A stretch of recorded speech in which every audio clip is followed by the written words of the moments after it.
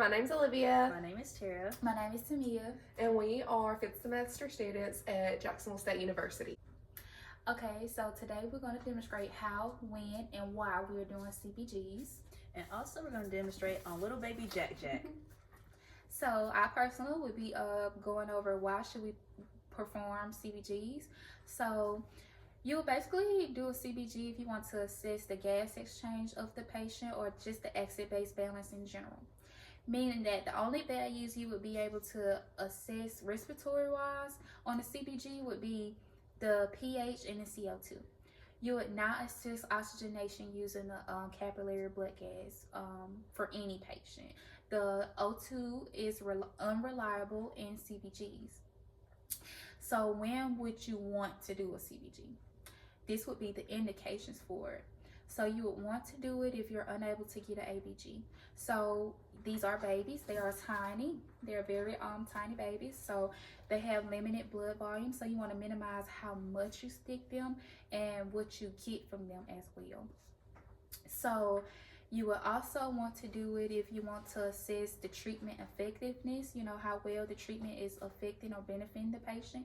And you will also want to do it if you wanted to assess the cardiac or pulmonary function for that patient, if you just want to monitor it. So when would you not want to perform a CBG? So this would be the contraindications. So the contraindications would be if this patient had peripheral vasoconstriction, or if they had polycythemia, too many red blood cells, or if they had a skin infection or in the area that you need to be sticking, or if that baby Jack Jack was just born 3 hours ago, you would not perform a CBG on any patient that is less than 24 hours old. You will also not perform a CBG on them if their circulation is just poor in general.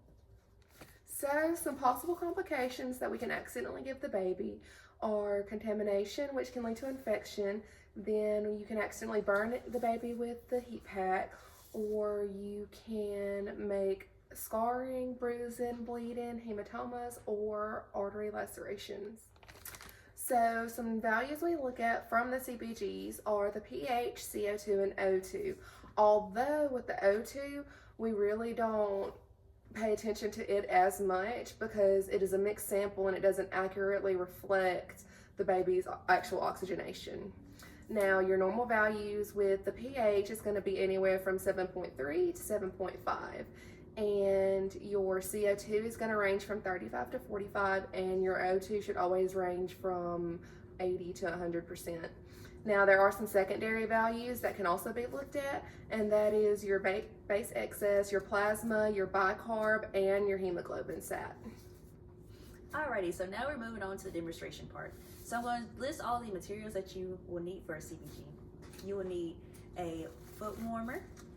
You want to put this on the baby's foot for about 5 minutes or so, just so it can help with the circulation. You will also need the little tube. This is to collect the sample in. I don't know if you can see that. Okay. You will also need an alcohol wipe, and also you need some gauze.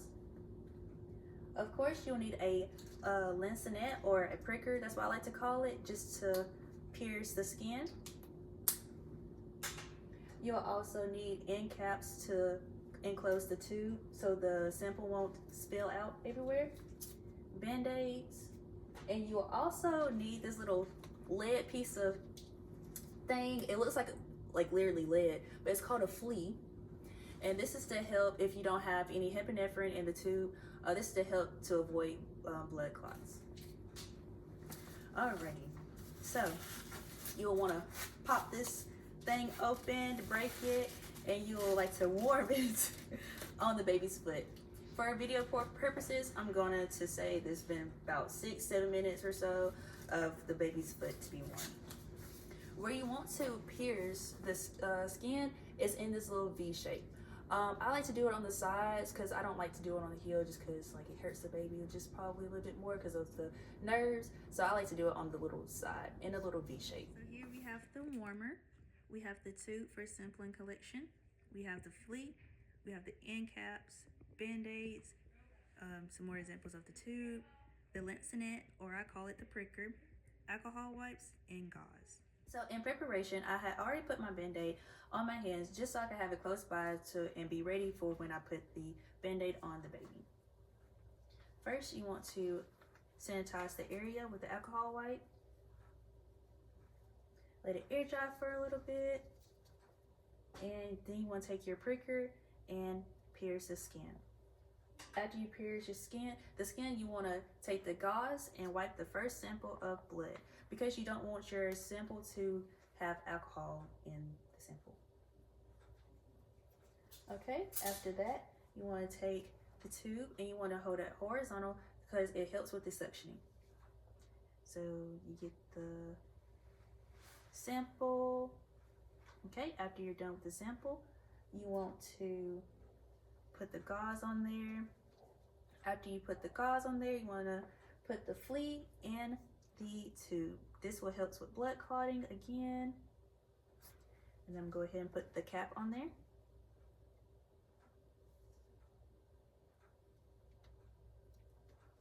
Okay.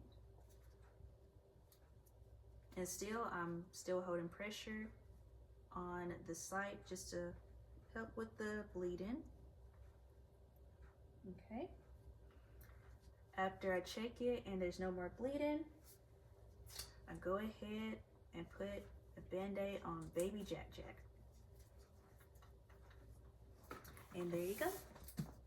You also want to put the patient label on the sample also. Thank you. Hey y'all, so we're back and we just want to end on a note that always remember hand hygiene is very important. It's very important, cuts down on the spread of infections, you know, and you always want to be sanitary, working in, you know, doing any task in healthcare. Always sanitize and be sanitary. So we just also want you to keep in mind that these are babies. You know, everybody's not going to be the perfect person everybody's not going to be the perfect patient like baby Jack. You know, these are babies. They might be whooping, yelling, screaming, hollering, kicking, you know. But just make sure that you have the patience, you know, and you give them grace and you perform the task that you came to do and to the best of your ability.